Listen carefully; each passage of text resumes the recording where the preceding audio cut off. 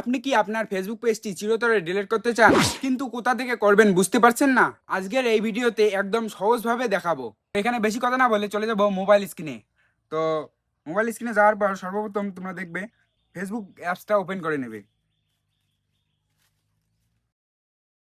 Open করে নেওয়ার পর প্রোফাইলে যাবে।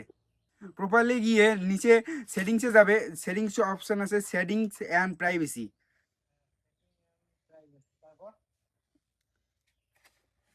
পেজে গিয়ে পেজের যে প্রোফাইল আছে প্রোফাইলে যাবেন। প্রোফাইলের উপর যে থ্রি ডট আছে থ্রি ডটে ক্লিক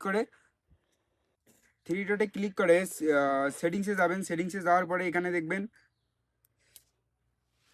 এখানে অপশন দেখতে পাবেন একটা অ্যাক্সেস অ্যান্ড কন্ট্রোল।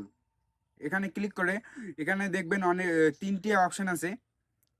তো আমরা যেহেতু ডিলিট করব, তাহলে ডিলিট করার জন্য নিচেরটাতে ডিলিট করবেন ডিলিট পেজ।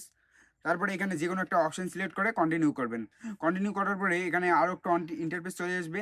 তো এখানে আবার কন্টিনিউ করার পরে যদি আর কি ডাউনলোড করতে চান তাহলে এখান থেকে ডাউনলোড করে নেবেন। কোনো যদি আপনাদের থেকে ভালো ভিডিও বা ফটোগ্রাফি থাকে ওগুলো করার জন্য আমাদের অনেকটা টাইম লাগবে, সেজন্য আমরা করব না, ডাইরেক্ট কন্টিনিউ করে এখানে পাসওয়ার্ড চাবে। আপনাদের যেটা আইডি আছে আইডির পাসওয়ার্ড চাবে। তো আইডির পাসওয়ার্ডটা দিবেন, দেওয়ার পরে এখানে ফির কন্টিনিউ করবেন। কন্টিনিউ করার পরে আপনার পেজটা চিরদিনের জন্য আর কি ডিলিট হয়ে যাবে। তো এখানে আরও একটা অপশন আছে, ডিলিট পেজ।